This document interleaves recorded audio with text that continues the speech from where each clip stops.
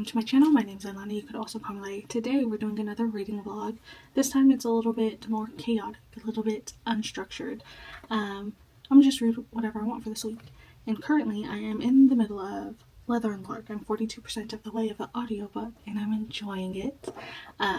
This is a serial killer romance. And it's told in two perspectives, a little bit of another third perspective. That perspective I don't really like. But two perspectives. We have Lachlan, who is a contracted killer. His goal in life now is to retire and just work at his leather shop. That's all he wants to do. And then we follow around Lark, who is a singer, songwriter, very bubbly, and on occasion she kills child predators in very graphic ways. They don't like each other. But right now, a situation has occurred where they have to get married. So it's a marriage of convenience story, and I'm so excited. I don't want to give too much spoilers other than that. But so far, love the audiobook and love the characters. I'm curious to know how they are going to actually connect with each other, because they've already kissed, but it's because they didn't know that they previously knew each other.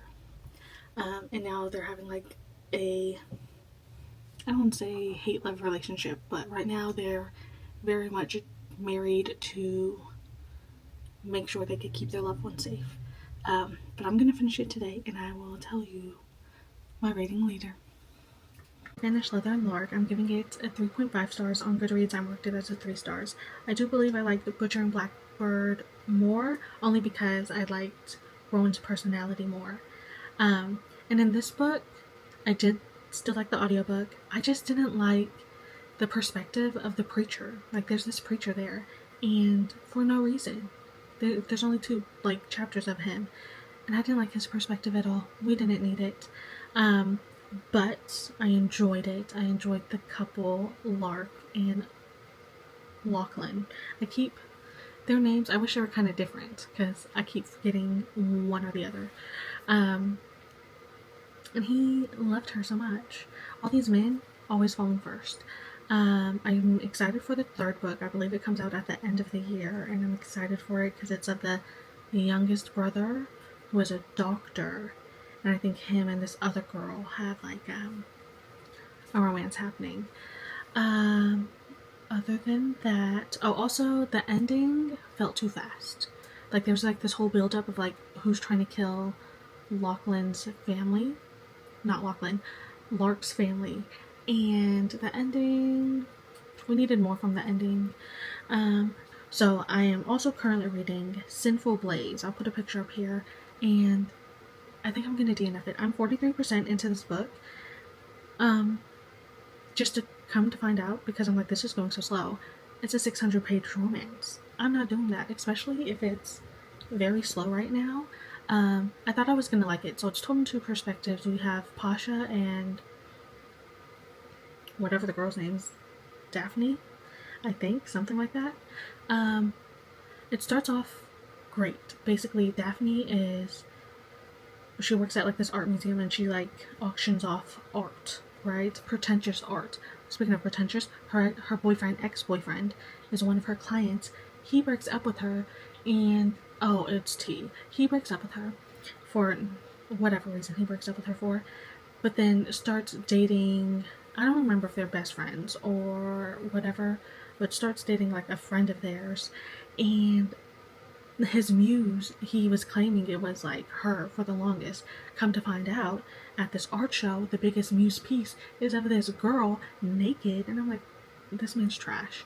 So she's highly upset, but she has to remain professional because it's a workplace setting and you're trying to get as much commission money off of this auction. But he's treating her like trash. The person he is dating is treating her like trash. And then to top it all off, he proposes to her in front of everybody. So Daphne is distraught. She is upset. And then there's this man named Pasha. He doesn't care for art. He's basically buying the art piece to bribe a senator, I already forgot, a senator to basically strike a deal with him to buy weapons from their mafia. And so Pasha's here, And basically, he starts shit talking her ex-boyfriend, and they end up having sex multiple times in the office, right? And her ex-boyfriend gets jealous, but it really doesn't matter because he's trash. Okay, fast forward a few months, she's pregnant. Okay, she is pregnant, and she runs into Pasha unexpectedly, and he's very alpha male, very you need to do what I say, very much. He's trying to be protective, but like his thought process is annoying as shit. And so is hers, because she's supposed to be like this strong, independent girl, and, or not girl, woman. And there's some stuff where it's like, yeah, she is, but then I'm like, girl, stand up, because sometimes she is sitting down, seated, satted, whatever. She is sitting. And I'm only 43%. I don't want to read this anymore. Because it's not a bad book, okay? I know I'm saying, like, how I'm talking sounds like it's a bad book. It's not a bad book. It's just slow. There's nothing happening. It's just slow. And I don't want to read a slow book right now, so I'm going to DNF it for the moment. But let's be real, I'm probably never going to, come back to it. Okay, but I am going to read, I think it's Galatea. This is what the cover looks like. It's only 27 pages, so it's a very short story. And then I'll just give you an update.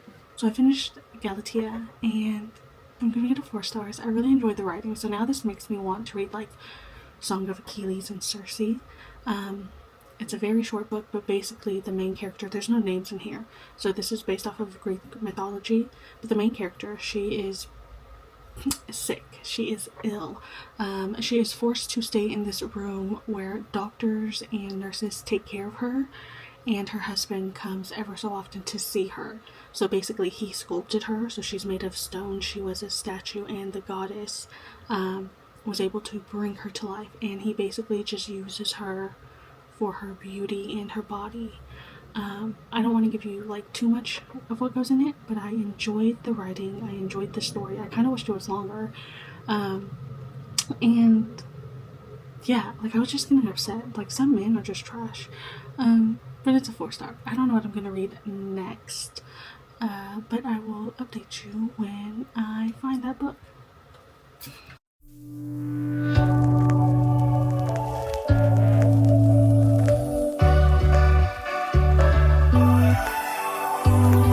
You're above the table. You just wanna say goodbye. You're not sentimental. A tear falls to the floor. My heart is fragile. You don't notice anymore. You've blocked out the channel. Let's stop the music. Skipping, skipping, skipping. I can't live in the shadow. Show me, baby, that you're still the one. Don't even need a flash. You glow when you're living, living, living in the light of your love.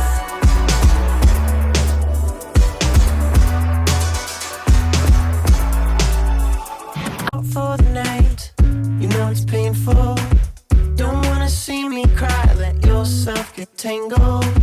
I'm sitting on the floor, pictures you crumble. Something we had before, coming unraveled. Let's stop the music.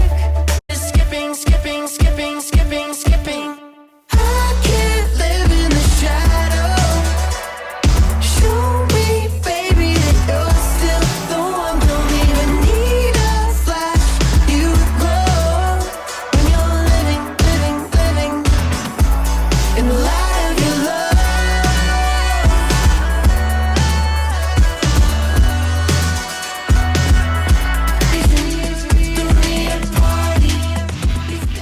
Good morning. It's currently 5:30 a.m. I can't sleep. I'm in the middle of one of my most anticipated reads, Play Along. I'm currently 46% into the book, and I'm enjoying it so much. Basically, this is the 4th book in the Windy City series, and they're all sports romance books or sports related romance books.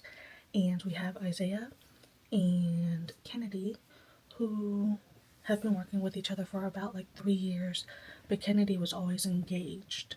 So Isaiah is very much of a flirt, but he puts up like this persona of being like the happy-go-lucky guy, but he's always had this crush for Kennedy.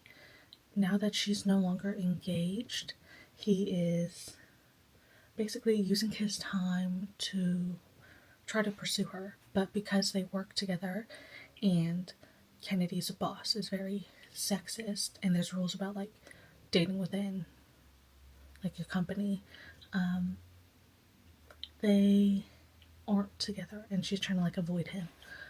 One night in Vegas, she is at a bachelorette party for her stepsister, who is now engaged to her ex-fiance. And she ends up seeing Isaiah at a club, and he convinces her just to have like a drink with him somewhere else. They end up spending the whole night together, having fun, and then they get married. It's so good. So this is basically a fake relationship. So they're going to stay married for about 6 months so that she doesn't get fired from her job and that she's able to get to a job she wants to go to that's in a different state. Isaiah, love him so much. He is so adorable and he is so head over heels for this girl. He thinks that they are fated to be together, and I think so too. Kennedy is someone who, her family's rich, but they don't show affection, so she isn't used to being affectionate with anyone. And her ex-fiance used to belittle her because of it and is now rubbing it like that fact in her face.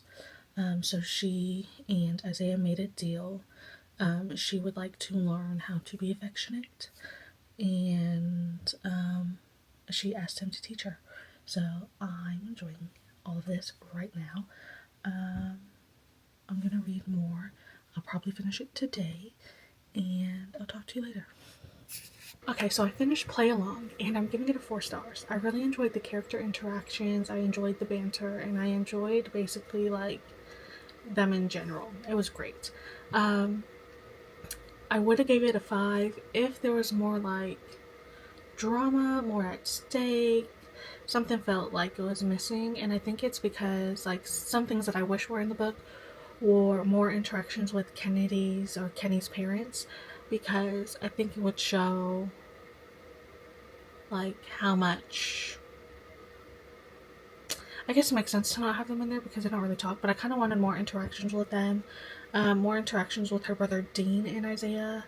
And then honestly, I wanted to see Dr. Frederick get fired. Okay, the doctor she works for, who is sexist and disrespectful, I wanted to see that all unfold, okay? And it didn't. But other than that, I really enjoyed this book. I want to kind of reread the whole series now.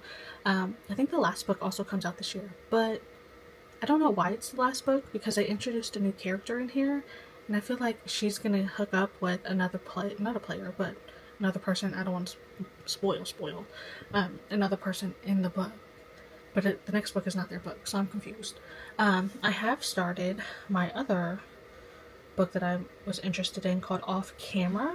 I am currently 20% into it, and we have, again, 2 perspectives. We have Reed and Avery, and they're rivals. They don't know it yet, but they both they both run social media platforms for opposite sports teams, and Avery's sports Instagram platform is getting more numbers than Reed's, so they both DM each other, going back and forth, bickering, but they don't know what they look like. But Avery enters like a horrible date, and Reed overhears it. When her date ends, she like hides in the bathroom and comes out, and then just sits down at the bar, and then her and Reed start talking, and their connection is very instant. They've already had like their one night stand, even though they want to see each other, but their communication is so good right now because they both have stated like, my job is my priority, but I want to have fun. Reed's so head over heels for her. I'm liking these men head over heels for them. I do want to say, I don't know, something about this writing for this book, I don't know if I'm enjoying it. Because the other two books were very fast paced to me, and this is fast paced in the sense of like where they're at in their lives, but I think I'm kind of getting bored with their dialogue, if that makes sense. Like they're cute, but also some stuff I'm like, this is boring.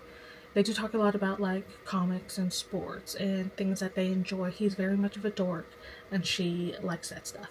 Um, but I'm 20% into it, and I'm waiting for them to find out who they are, like job wise, because in person they don't know who they are, and they've been very sweet and very kind and very lovey dovey. On DMs, not knowing each other, they are very much sarcastic banter, and I love that. Um, yeah, I'm gonna read more and then talk to you later. Okay, so it's been a while since I updated this vlog. I've actually finished 4 books since the last time I spoke to you. So the last book I was talking to you about was, I have my notes in front of me. It was called Camera Off, or it is called Camera Off, and unfortunately, I didn't really like this book.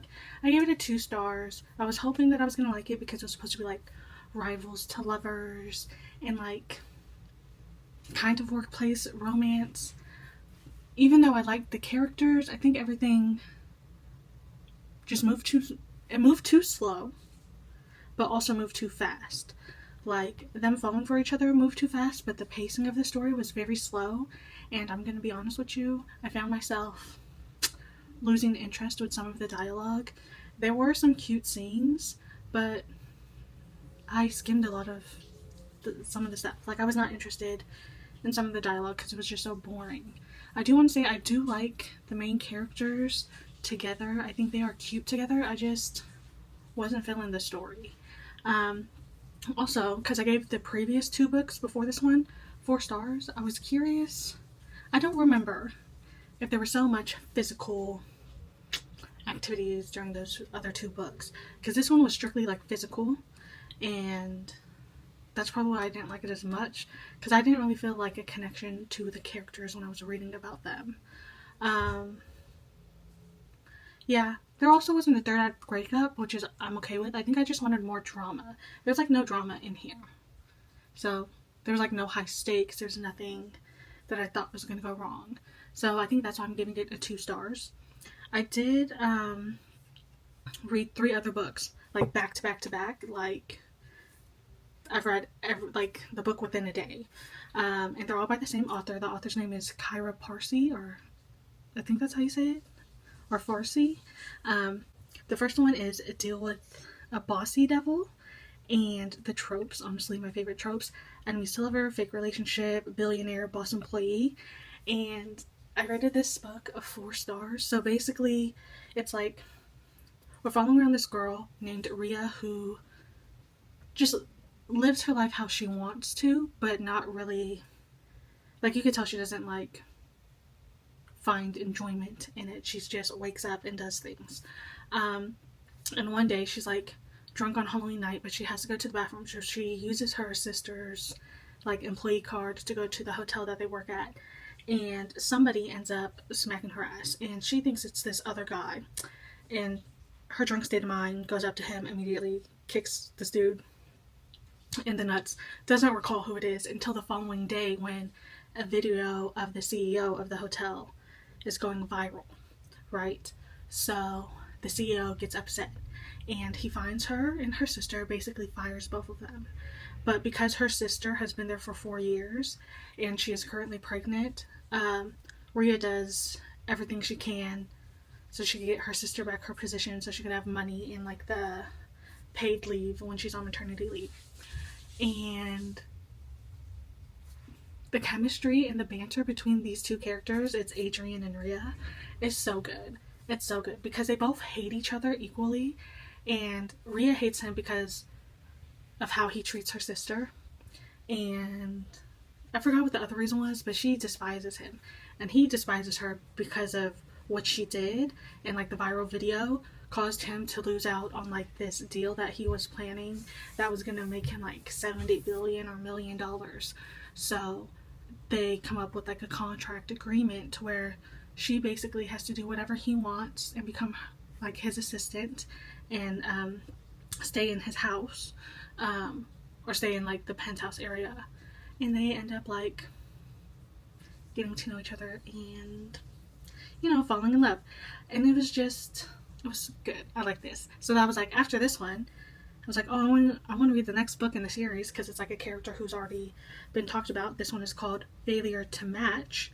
The tropes are similar, so it's billionaire, it's grumpy sunshine, it's boy obsessed or man obsessed, enemies to lovers, but this time it's a matchmaking dating service. So Jackson is a billionaire.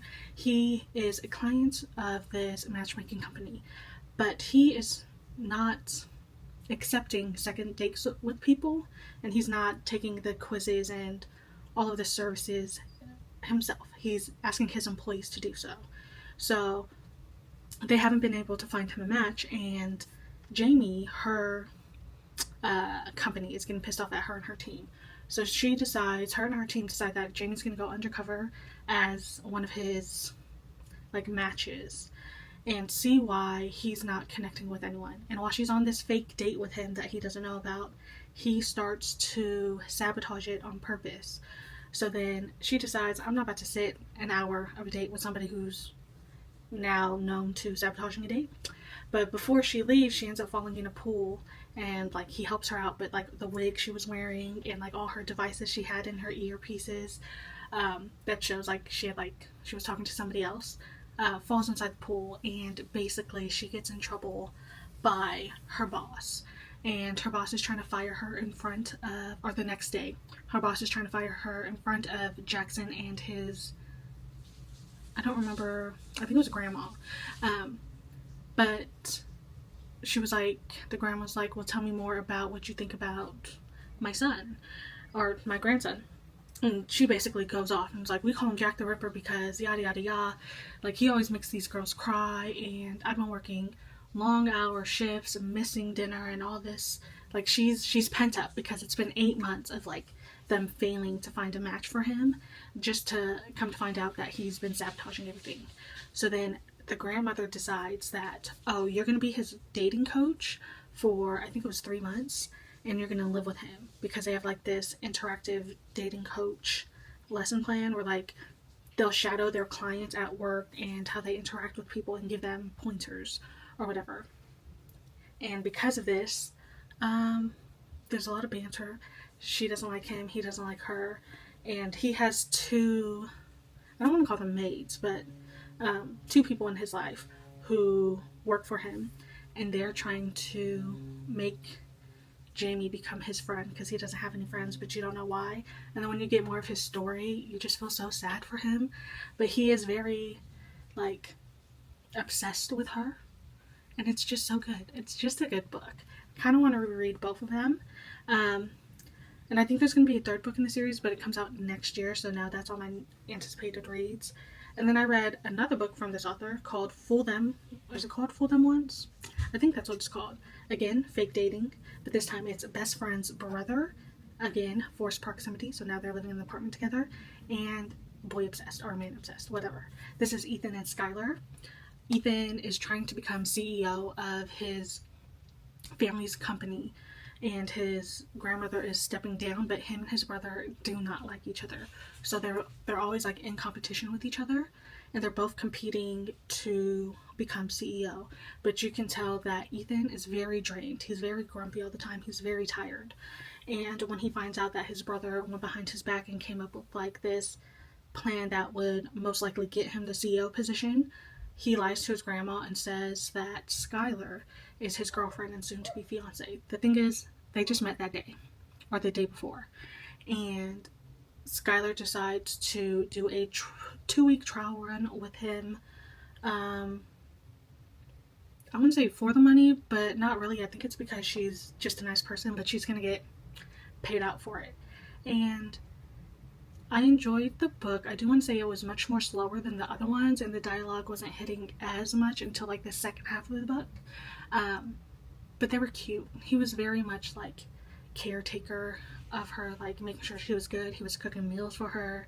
When she went out into the snow to get them dinner, he didn't know that, but she went into the snow like without gloves on, and he, the next day before he went to work, he gave her his gloves, and it's just cute.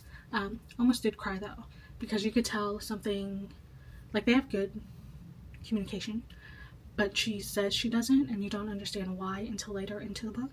And her story, her backstory, is so messed up that I almost started crying. I do wish that there's no third act breakup, but I do wish that the fallout between his brother and her ex-boyfriend and all the people who wronged her, I wish there was more of that so we could see them like get their dues, you know. But other than that, those are the books that I've read. I'm going to close out this vlog because I've read a lot, and I'll see you in my next video. So if you want to comment, like, and subscribe, you can. Yeah, see you next time.